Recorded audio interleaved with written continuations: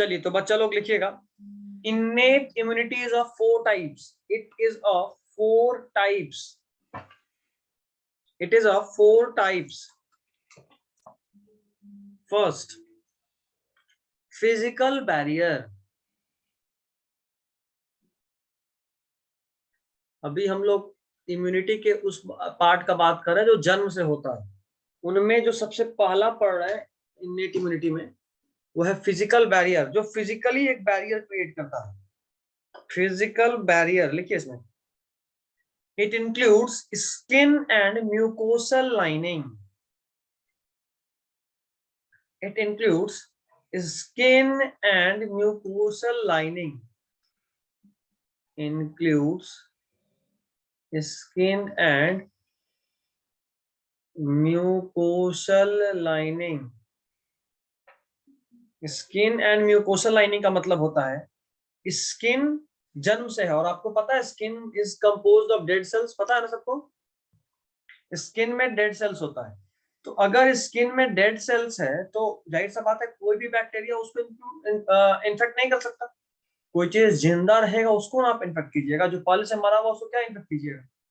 तो स्किन को इन्फेक्ट करके कोई भी बैक्टीरिया जल्दी अंदर नहीं जा सकता।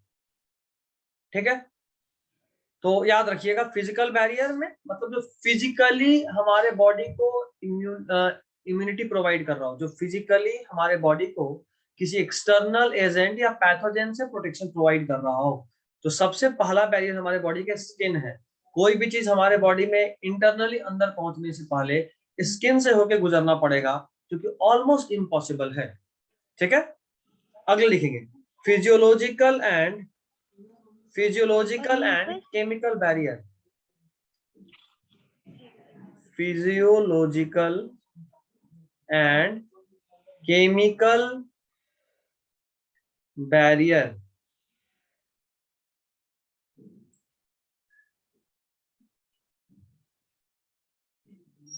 Physiological and chemical barrier.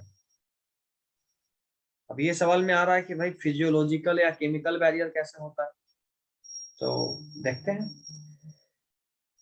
Mucus कैसे प्रोटेक्ट करता है? म्यूकस, जाहिर सा बात है कभी हाथ पैर छिला गया तो म्यूकस ओपन हो ही जाता है, बट म्यूकस को भी कोई क्रॉस नहीं कर सकता, म्यूकस को भी कोई क्रॉस नहीं कर सकता, याद रखना। और इसमें टीयर्स भी आता है क्या? अभी बात करेंगे, रुक जाओ।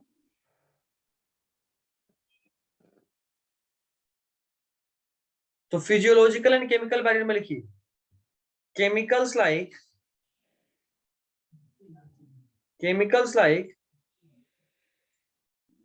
Tier, mucus, HCl। म्यूकस दोनों में आ रहा है, ध्यान देना। Tear, mucus. अच्छा, ऐसे मान लो कभी ऑप्शन आए, which of the following is a part of physical barrier. पहला ऑप्शन स्किन, दूसरा ऑप्शन म्यूकस, तो किसको लोगे? Physical barrier? हाँ, स्किन को याद रखना। अगर स्किन ऑप्शन में हो और more than one is correct या ऑल ऑफ दिस करेक्ट ऐसा नहीं दिखे तो गो फॉर स्किन, फोसियो। चुप रहोगे? ठीक है, फिजियोलॉजिकल बैरियर में लिखिए chemicals like tear, mucus, HCl। आपको पता है HCl भी आपको प्रोटेक्शन प्रोवाइड करता है, अगर आपके फूड के साथ कोई भी बैक्टीरिया अंदर जा रहा हो HCl खत्म कर देगा, उसको मार देगा। HCl, comma saliva. आपको पता है सलाइवा में भी एंटीमाइक्रोबियल एजेंट होता है। Saliva, comma sweat. आपको पता होना चाहिए कि आपका जो पसीना होता है वो पसीना भी एंटीमाइक्रोबियल टाइप का होता है। उस पसीना में बहुत ज्यादा नमक होता है जो किसी भी एक्सटर्नल या बैक्टीरियल सेल में एक्सोऑस्मोसिस करवा के उसको मार देगा। तो tear, mucus, HCl, saliva, sweat and sebum. याद आ रहा होगा, आप 2 ग्लैंड के बारे में पढ़े थे, एक था स्वेट ग्लैंड और दूसरा था सीबेशियस ग्लैंड। तो सीबेशियस ग्लैंड से जो निकलता है वो सीबम है, ये एक्चुअली ऑयल रिलीज करता है, ऑयल, स्किन के ऊपर ऑयल।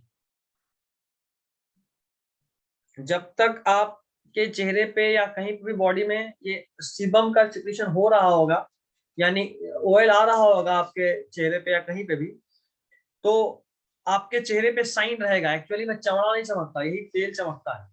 जो हम लोग बोलते हैं कि चेहरे पे साइन है, चेहरे पे साइन है, वो एक्चुअली में this oil gives the sign.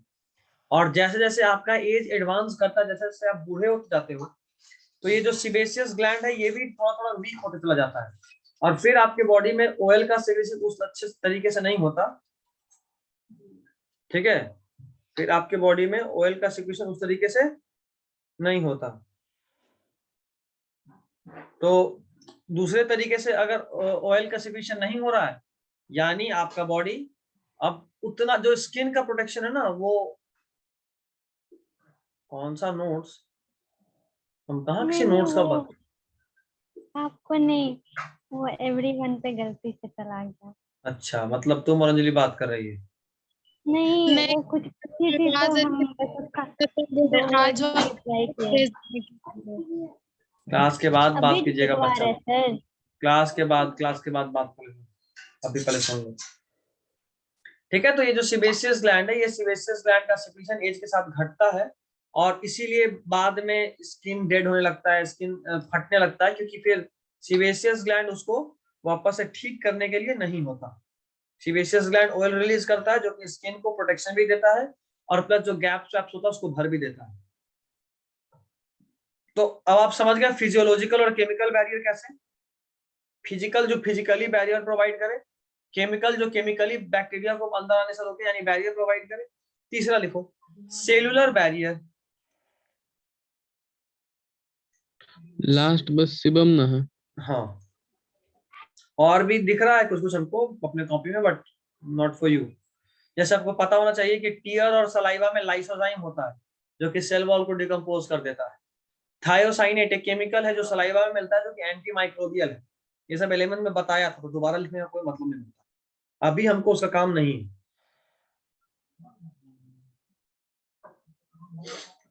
Cellular barrier में लिखिएगा ऑल फैगोसाइटिक सेल्स। आपको पता है आपकी बॉडी में बहुत सारे ऐसे सेल्स हैं जो फैगोसाइटिक हैं, यानी कोई भी फॉरेन मटेरियल अगर आपके बॉडी में घुसेगा तो वो फैगोसाइटिक सेल्स उसको इनगल्फ कर जाएगा। बताए थे ना आपको, याद आ रहा है? हाँ तो लिखिएगा all phagocytic cells as well as natural killer cells, natural killer cells, natural killer cells, इनका एक शॉर्ट फॉर्म होता है NK सेल्स भी बोलते हैं इसको, as well as natural killer cells are included in this line, are included in this line. All phagocytic cells as well as natural killer cells, that is NK cells, are included in this line. हो गया, हो गया।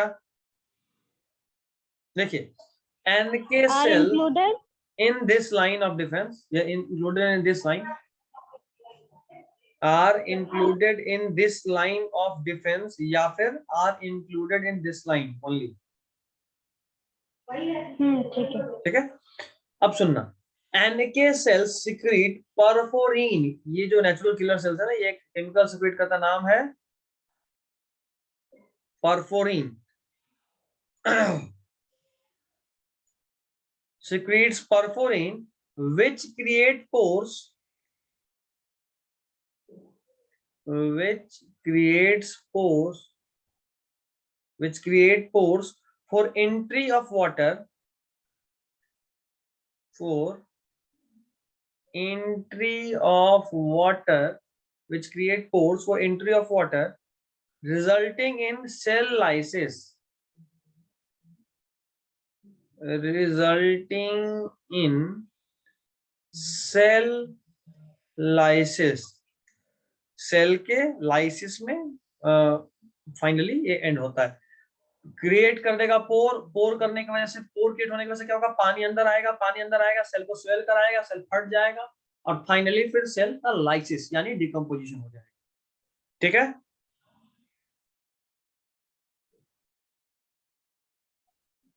Example लिख लो, example cellular barriers का example लिख रहे हैं।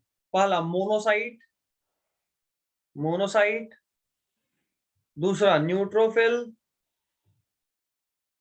पहला मोनोसाइट, दूसरा न्यूट्रोफिल, तीसरा Kupffer cells, monocyte, neutrophil, Kupffer cells. Kupffer cells मतलब नाम सुने इसका? एनसीईआरटी में देखे थे। बस याद नहीं आ रहा कहाँ पढ़े थे? कफर हाँ सेल पढ़े हैं। लीवर में मिलता था, जो कि फाइगोसाइटिक सेल है, मॉडिफाइड मोनोसाइट है, फाउंड इन लीवर। ब्रैकेट में लिख लीजिए कफर सेल से बगल में, फाउंड इन लीवर।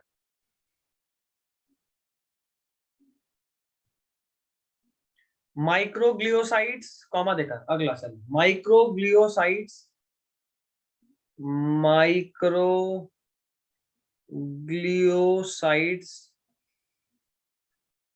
ब्रैकेट में लिख लो, इन न्यूरल टिश्यू,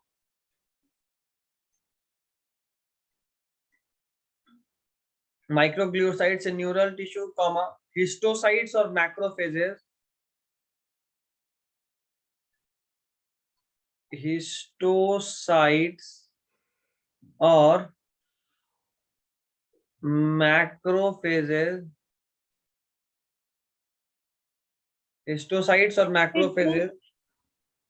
फिर से ये लाइन बोलिए ना। माइक्रोग्लियोसाइट्स इन न्यूरल टिश्यू, कॉमा हिस्टोसाइट्स और मैक्रोफेजेस इन एरियोलर टिश्यू। नाम सुना है एरियोलर टिश्यू का? हाँ कहाँ सुने थे? एरियोलर, एडिपोज, ये सब वेरी एक गुड, साथ। चलो हाँ ठीक है, एनिमल हिस्टोसाइट्स और टिश्यू। मैक्रोफेज इन एरियोलर टिश्यू, बस इतना ही तरह का।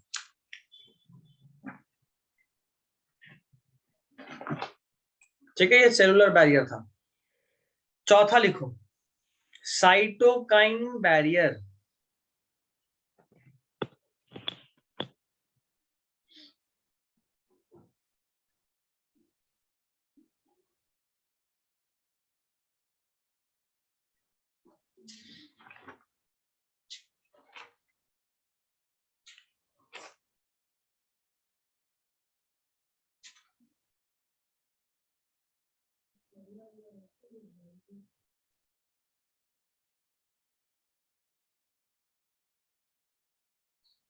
देखो साइटोकाइन बैरियर में क्या होता है, इस पूरे को हटा दो।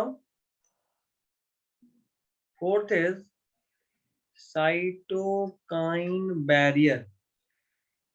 देखो होता ही है, जैसे मान लो किसी एक सेल में अगर मान लो किसी का इन्फेक्शन हो ही जाए, नॉर्मली हमारा कोशिश क्या होता है कि इन्फेक्शन नहीं हो, बट किसी कारणवश अगर इन्फेक्शन हो ही जाए, तो जो वायरल इन्फेक्टेड सेल्स होता है वो एक तरह का केमिकल रिलीज करता है जिसका नाम है इंटरफेरोन। ठीक है, ये interferon are protein in nature. Viral infected cell कौन सा? मतलब कोई भी सेल जिसमें वायरस का इन्फेक्शन हो जाए, आर प्रोटीन इन नेचर। ठीक है, ये इंटरफेरोन जो होता है ये स्पेसिफिक फॉर ईच वायरस होता है, स्पेसिफिक फॉर ईच वायरस। तो जैसे मान लो इस सेल में, सेल का नाम रखते हैं सेल 1, तो सेल 1 में इंफेक्शन हो गया वायरस का, तो सेल 1 इंटरफेरोन रिलीज करेगा which is protein in nature. और इस इंटरफेरोन जो होता है ये it is specific for each virus, अलग अलग वायरस के लिए स्पेसिफिक होता है। और इसमें खास बात ये होता है कि ये जो इंटरफेरोन है, ये जो इंटरफेरोन है ये अपने नेबरिंग सेल्स तक पहुंचता है, इस सेल के जो नेबरिंग सेल्स है उन तक पहुंचता है। और चूंकि इस इंटरफेरोन में कोडिंग होता है उस वायरस का जिसका इन्फेक्शन है, तो बाकी सारा जो आसपास का सेल होता है ये सेल अपने बॉडी में एंटीबॉडी पहले ही बना लेता है। तो वायरल इन्फेक्टेड नहीं सेल, समझ में आया। पहले लिखो तुम, देखिए वायरस इन्फेक्टेड सेल्स, नहीं समझ में आ रहा है। पहले लिखो फिर समझ में नहीं आएगा तो बताएंगे तुम्हारा, बोलते पहले लिखो। Virus infected cells secrete proteins called interferons. Viral या virus infected cell secrete protein called interferon.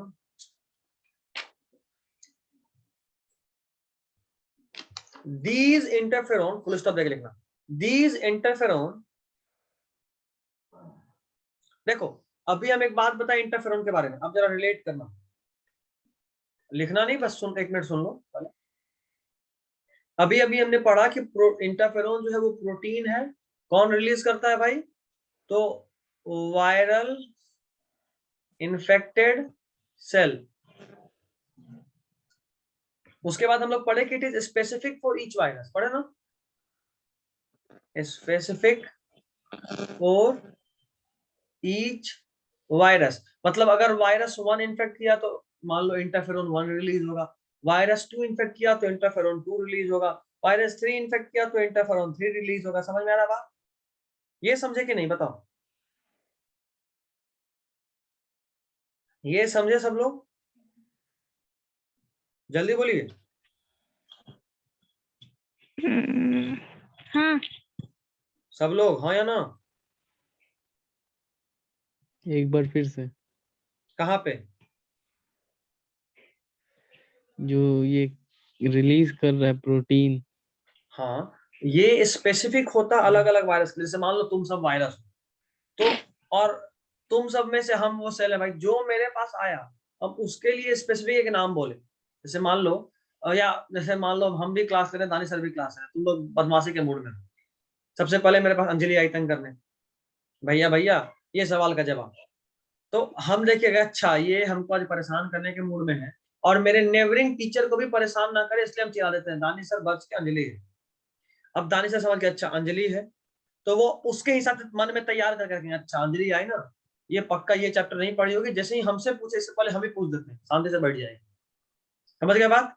अच्छा अभी मान लो अगर फैजान आया तो हम बोलेंगे दानी सर फैजान है, तो जो फैजान को नहीं पता होगा या जो फैजान का वीक पॉइंट होगा वो दानी सर रेडी रखेंगे। एक्चुअली यही होता है। ये सेल है, मतलब हम हैं। वायरल इन्फेक्शन यानी तुम में से कोई एक, जैसे ही तुम लोग मेरे को इन्फेक्ट करोगे तो मेरे बॉडी से एक आवाज निकलेगा जिसको हम बोले इंटरफेरोन। ठीक है, ये इंटरफेरोन जैसे आवाज साउंड वेव है, बट इंटरफेरोन प्रोटीन है और ये स्पेसिफिक है, जैसा वायरस वैसा आवाज, जैसा वायरस वैसा इंटरफेरोन। अभी तक कोई दिक्कत है तो बताओ, अभी तक में कोई दिक्कत नहीं। नहीं? तो जब भी मेरे तरफ कोई इंफेक्शन होगा तो हम अगर वायरल इन्फेक्टेड सेल हैं तो हम अपने आसपास अपने नेबरिंग सेल को इन्फेक्शन से बचाने के लिए एक स्पेशल तरह का कोडेड मैसेज भेजते हैं इंटरफेरोन के फॉर्म में या आवाज के फॉर्म में। जैसे बोले दानी सर अंजलि है, दानी सर जोया है, दानी सर फैजान है, या जो भी। ठीक है, उस कोडेड मैसेज इंटरफेरोन से इंटरप्रेट करके सुन के जो बगल वाला नेबरिंग सेल्स था ये उस तरह के वायरस के लिए एंटीबॉडी तैयार कर लेता है। तो एक वायरल इन्फेक्टेड सेल यानी हम बाकी सारे सेल को इन्फेक्टेड होने से बचा लिए ना। बोलो। हाँ। बस अब लिखिए क्या लिखे थे? प्रोटीन्स कॉल्ड इंटरफेरोन, हो गया था यहां तक। these interferons these interferons these interferons bind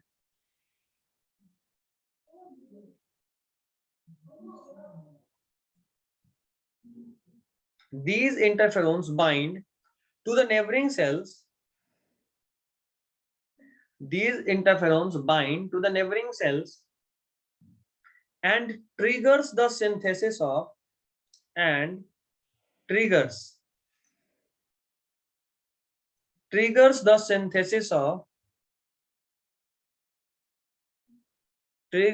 synthesis of antiviral protein, triggers the synthesis of antiviral protein by the cell and triggers the synthesis of antiviral protein by the cells and thus protect the non-infected cell and thus protect the non-infected cell from further viral infection and thus protect the non-infected cell from further viral infection from further viral infection. हो गया? बताइए अभी अभी तक जो कुछ भी पढ़े आज के क्लास में, किसी को कोई दिक्कत? नहीं। चलिए अगला हेडिंग डालिए, acquired immunity.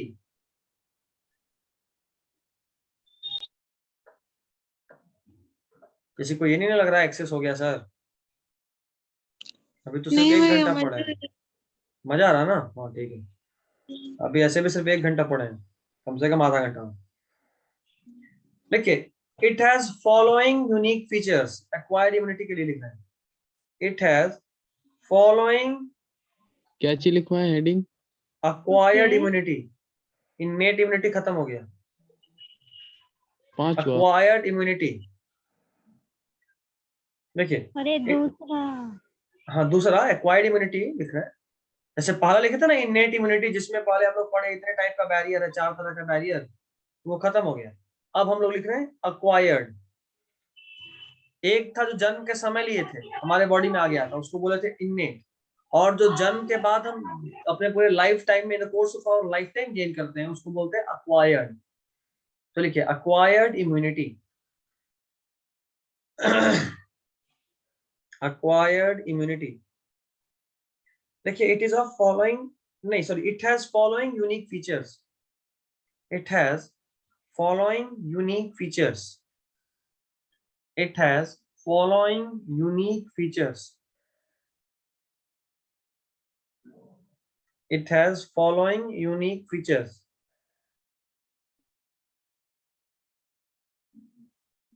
It has following unique features. हो गया? लिखिए इसमें पहला फीचर स्पेसिफिसिटी।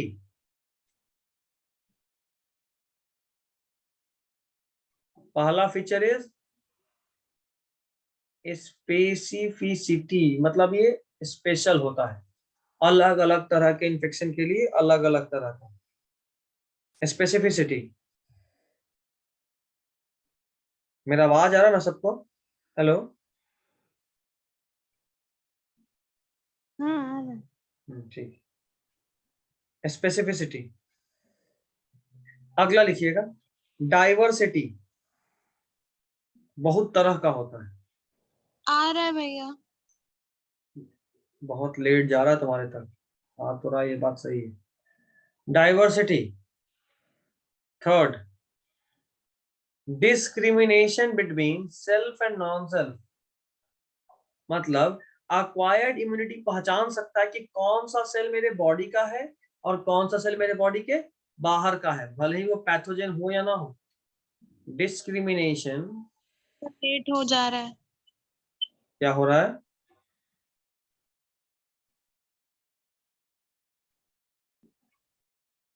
क्या हो रहा है अंजलि? लेट भैया। हाँ लैग कर रहा है, लेट नहीं बोलते उसको, बोलते लैग कर रहा है। Discrimination between self and non self means कि this acquired immunity can distinguish between your cells of your own body and cells which are from cells which are not from your own body. Fourth लिखिए memory. यही acquired immunity में memory भी होता है, मतलब ये याद रखता है कि अच्छा पिछला बार ये वाला बैक्टीरिया या वायरस इन पे अटैक करा था। और यही चीज वैक्सीन का प्रिंसिपल भी है, एक बार अटैक करवाया और फिर हमारा बॉडी याद रखता है कि अच्छा कोरोना वायरस ऐसा होता है, इसको देखो तो यहाँ पे अटैक करो, इसके ये प्रोटीन को तोड़ो तब ये मर जाएगा, नहीं तो हम पे अटैक कर देगा। वही ऐसे कर, टी सेल ना। आगे भी पढ़ेंगे टी सेल बी सेल कौन सेल होता है। कितना बचा है जरा देखो।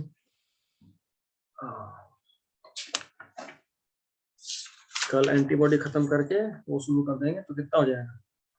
नहीं हमको लगता है 2 दिन बहुत थे, 2 दिन और इस चैप्टर को खत्म करने के लिए। और 2 दिन में हमारा, 2 दिन क्या, कल ही हमारा वो भी खत्म हो जाएगा। कल भी सुबह में क्लास रहेगा, कल हम बायोटेक का 2nd चैप्टर भी खत्म कर देंगे। और फैजान परसों से गेस्ट पेपर तुम ले लिए हो अपना? हाँ मेरे पास तो बहुत पहले से है ये पेपर। ठीक है। एक और बच्ची जो बायोटेक वाली है, वो और तुम दोनों बिहार बोर्ड के हो, तुम दोनों के लिए गेस्ट पेपर हम डिस्कस करेंगे, बट वो लाइव होगा। क्लास में नहीं। सीबीएसई वालों के लिए तो टेस्ट चालू होगा, उनका तो कोई गैस वैस काम नहीं करता, इनको तो पूरा ही पढ़ना है। और अंजलि आज बुक तो आज नहीं ले पाए, लाई थी कि नहीं लाई थी क्वेश्चन वाला?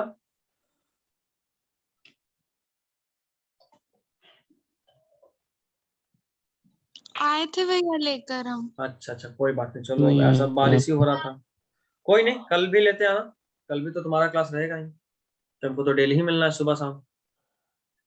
कल 30 है ना? आवाज नहीं आ रहा है आपका। किसी को आवाज नहीं आ रहा है मेरा? आ रहा है, आ रहा है। बस तो फिर तुम्हारा इश्यू है। अंजलि जो बुक देगी उसमें से क्वेश्चन दीजिएगा। उसमें से नहीं, उसमें बहुत सारा क्वेश्चन का टाइप्स है, क्वेश्चन का जो टाइप्स है ना, उससे आइडिया लगता है कि अच्छा इस तरह का क्वेश्चन बना हुआ है। उसमें प्रीवियस ईयर क्वेश्चन भी है, तो वहां से अंदाज मिलता है कि अच्छा इस तरह का पूछता है। वही पूछना होता फिर इतना क्या मेहनत करना था, गूगल खोलते कोई ना कोई मिल ही जाता है। सब्जेक्टिव। हाँ सब्जेक्टिव का ही बात कर रहा हूँ।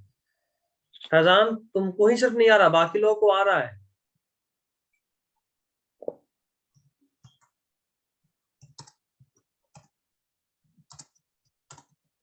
हमको चाहिए वो बुक एक दिन के लिए। ठीक है, एक दिन के ले लेना, पहले हम क्वेश्चन सेट कर लें, उसके बाद एक बार देख ले, या एक बार ले ही लो, देख ही लो तुम भी, कल ले लेना उससे, उसके बाद हम परसों से सेट करेंगे।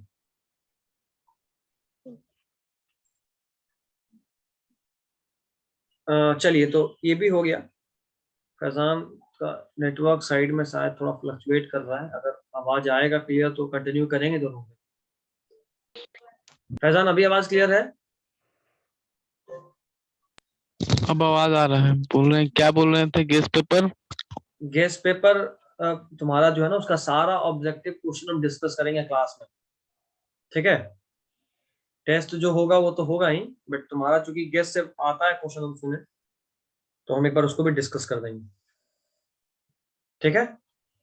कितना देर लगेगा? क्वेश्चन तुमको सॉल्व करना है, हम चैप्टर बता देंगे, वो चैप्टर तुम लोग सॉल्व करके आओगे, उसके बाद जो डाउट होगा, जो क्वेश्चन नहीं बनेगा वो हम बता देंगे, क्लास में डिस्कस कर देंगे, होगी। समझो एक दिन में भी नहीं, एक दिन में 2-3 चैप्टर भी अगर लेते हैं, या एक चैप्टर से बहुत डाउट आएगा तो 5-10 आएगा, 10 आएगा, तो 10 एमसीक्यू बताने में मुश्किल से 10 से 15 मिनट, तो आधा घंटा का क्लास में 2 चैप्टर निकल जाएगा, तो आराम से होगा। 16 चैप्टर है, 8 घंटा, 8 घंटा में 4 घंटा, आधा घंटा के क्लास में 2 चैप्टर का अगर रेट रखते हैं तो ठीक है। उससे होगा क्या कि एक बार कम से कम इसी बहाने सारा फिजिक्स का ही MCQ बोल रहे हैं। अभी सिर्फ बायोलॉजी का फिजिक्स बोल का रहे ही हैं, बोल रहे हैं। अभी सिर्फ बायोलॉजी का बोल रहे हैं। और फिजिक्स का हमको फिजिक्स में तो गेस्ट तुम पहले पेपर ही से इतना पहले न्यूमेरिकल कर रहे हो कि कोई इश्यू नहीं होना चाहिए, एजी का अगर देख रहे हो तो। न्यूमेरिकल का मतलब, न्यूमेरिकल तो उतना आता भी नहीं ना है, मेन बात ये है। थ्योरी डेरिवेशन भी है, आता है तो थ्योरी भी उसमें हमको कंटिन्यू होता है, डेरिवेशन का तुम्हारा तो डेरिवेशन तो, 50% लेकिन एमसीक्यू होगा। हमको याद करना कौन सा है, उसको तो प्रैक्टिस करना होगा ना, कौन सा, तो वो तो गेस्ट तुम पेपर देख के ही प्रीवियस पता हमको सुनो, चलेगा। अगर तुमको प्रीवियस 4-5 साल का क्वेश्चन दे दोगे ना, कहीं से भी, सॉफ्ट कॉपी हार्ड कॉपी कुछ भी, अगर क्वेश्चन बैंक मिलता हो और तुम्हारे पास है, आप ही डाउनलोड कर लीजिएगा ढूंढा ढूंढी सॉफ्ट हमसे नहीं होगा, कॉपी। वो तेरे को ही ढूंढना, वो व्हाट्सएप करेगा। मेरे से भी नहीं हो पाता है वही सब। तो पता करो किसी के पास देखते हैं होगा, आप बाद से।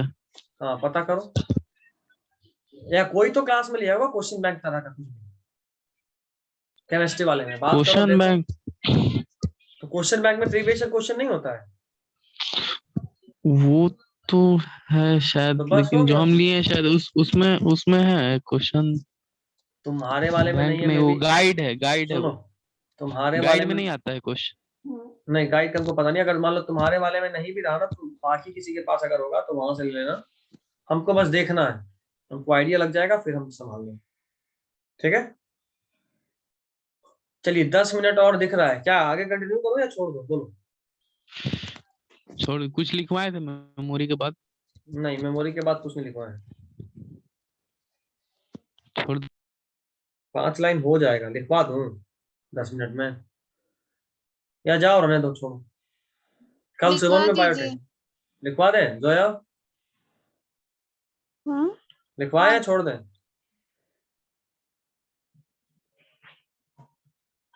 भैया लिखना ही तो है, लिखवा दीजिए। लिखना ही सिर्फ होता तो पिक नहीं भेज देते हैं, समझते भी चलेंगे, ऐसे थोड़ा ना कि सिर्फ लिखना ही। लिखवा दीजिए, 5 ही पॉइंट तो लिखो है। लिखो लिखो, व्हेन आवर समझने बॉडी लायक है। इनकाउंटर्स, लिखो ना, समझने लायक नहीं होगा तो हम छोड़ नहीं देंगे, किसी के कहने से थोड़ा ना लिखवाएंगे इसे, समझने लायक भी है, हो जाएगा। कैसे लिखना है उसमें? पॉइंट वाइज देखिए, ये हो गया। इट अब इट इज फॉलोइंग यूनिक, वो नहीं नहीं, हाँ वो ऐसे हो गया। मतलब अब अगला पॉइंट, एक्वायर्ड इम्यूनिटी के बाद अक्वायर्ड इम्यूनिटी उस नहीं, ये 4 पॉइंट हो गया। और आगे देखिए, when our body encounters a pathogen, when our body encounters a pathogen, हम वीडियो ऑफ कर रहे हैं क्योंकि सिर्फ बोलना है। When our body encounters a pathogen for the first time, when our body encounters a pathogen for the first time, it produces a response, it produces a response called primary response. It produces a response called primary response. It produces a response called primary response, which is of low intensity, which is of low intensity। जो primary response है ये छोटे intensity का, यानी थोड़ा कमजोर response होता है, which is of low intensity। हो गया। Next point, subsequent encounter, subsequent encounter यानी जो उसके बाद जो भी encounter होगा, subsequent encounter with the same pathogen, subsequent encounter with the same pathogen, subsequent encounter with the same pathogen accelerates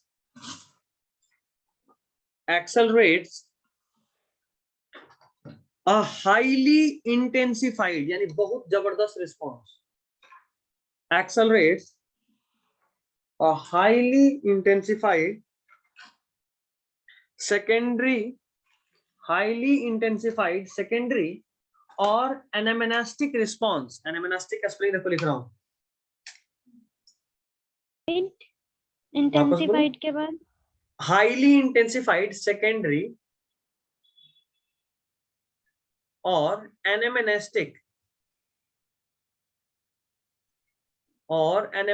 response, highly intensified secondary और anamnestic response। ठीक है। नेक्स्ट पॉइंट,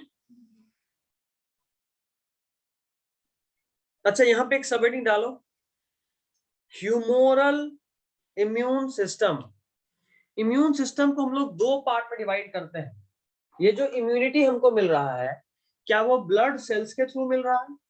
अगर वो ब्लड सेल्स के थ्रू मिल रहा है तो उसको हम लोग बोलेंगे ह्यूमोरल इम्यून सिस्टम। क्या बोलेंगे? Humoral immune system. और अगर वो ब्लड सेल्स के थ्रू नहीं मिलकर आप कहो कि कोई स्पेसिफिक बॉडी सेल से मिल रहा हो, तो उसको हम लोग बोलते हैं सेल मीडिएटेड इम्यूनिटी, यानी CMI। अगर ब्लड के थ्रू मिल रहा हो तो ह्यूमोरल यानी ब्लड इम्यून सिस्टम, और अगर सेल्स के थ्रू मिल रहा हो तो क्या बोलेंगे? Cell mediated immunity. क्या नहीं समझ में आया? ह्यूमोरल कैसे? ह्यूमोरल टर्म यूज करते हैं ब्लड के लिए। अगर आपके बॉडी में जो इम्यूनिटी मिल रहा है, वो इम्यूनिटी कुछ ऐसे सेल्स के थ्रू या ऐसे मिल रहा है जिसमें ब्लड इन्वॉल्व है, तो उसको बोलेंगे ह्यूमोरल इम्यून सिस्टम। और अगर आपको जो इम्यूनिटी मिल रहा है वो ऐसे सेल्स के थ्रू मिल रहा है जिसमें ब्लड इन्वॉल्व नहीं है, कोई और बॉडी सेल इन्वॉल्व है, तो उसको हम लोग बोलेंगे CMI यानी सेल मेडिएटेड इम्यून सिस्टम। अभी लिखेंगे तो और क्लियर होगा। लिखिए, हेडिंग होगा humoral immune system, HUMORAL, humoral immune system, या रिस्पॉन्स कर लो, ह्यूमोरल इम्यून रिस्पॉन्स। लिखिए, प्राइमरी और सेकेंडरी इम्यून सिस्टम समझ गया ना? प्राइमरी और सेकेंडरी इम्यून सिस्टम समझे कि नहीं?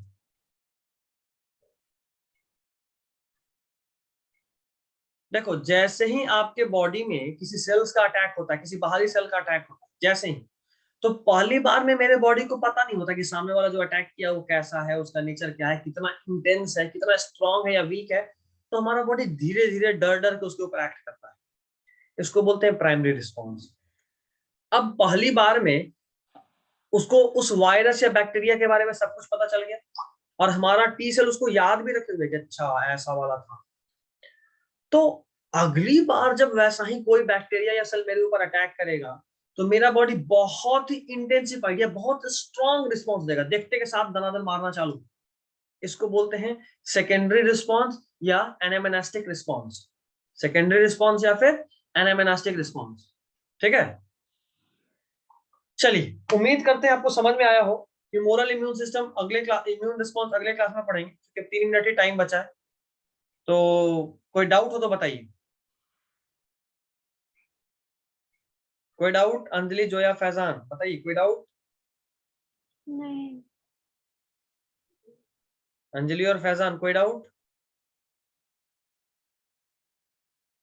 रिवाइज करेंगे तो बाय बताएंगे। बोल रहे थे जल्दी बोलो।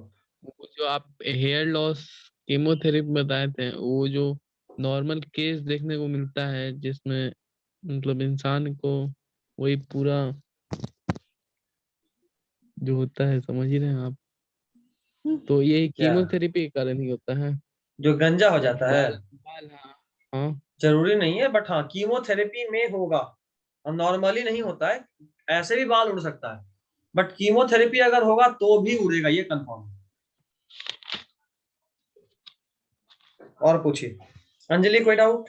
अभी तक कुछ नहीं बोली तुम। अच्छा, वो जो डिजीज था पैलेट क्लेफ्ट वाला, तो वो ठीक नहीं होता है? ठीक कैसे होगा? ओट फटा रह गया तो रह गया, ऑपरेट करो, ऑपरेशन से उसको सिला जाता है, फिर जुड़ जाता है, लेकिन एक निशान छोड़ देता है जिससे पता चलता है कि हाँ कभी जरूर फटा हुआ था पहले। फीमेल भी रही तो यहाँ पे लुक पूरा खराब हो जाता है, मेल रहा तो यहाँ पे जो भी मोस्टेक बियर्ड या मोस्टेक है वो कभी नहीं आएगा बाल। तो पहचान तो हो ही जाता है कि कभी ना कभी ऐसा कंडीशन था। बहुत गंदा रहता है। गंदा तो रहता है। तो चलिए, बोल भी नहीं पाता होगा वो बच्चा। नहीं बोल लेता है, क्लियर नहीं आवाज होता बट बोल लेता है। कोई डाउट नहीं अब? नहीं। चलिए ठीक, this is all for today.